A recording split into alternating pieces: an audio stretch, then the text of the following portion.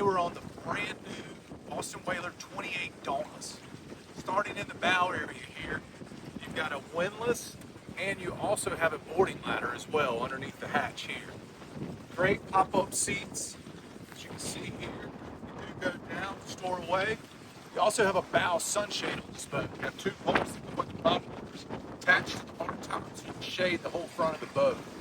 Great storage here underneath the lounge seat. Great area to store rods. These are your poles for the bow sunshade, but just fantastic storage. Moving towards the helm, you notice you have a side patio door here, which is great. This flips down, access the water. It does have a boarding ladder built in for the side of it as well. The helm area on this boat is amazing. Obviously, you've got JPO or joystick piloting, autopilot built in, sky hook, digital throttles, trim tabs here, and a large Simrad screen here, which I have split showing depth sounder and chart plotter.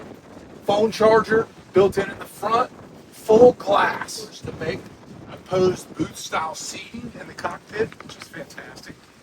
Notice your big bench seat in the back. Live well built in over on the port side.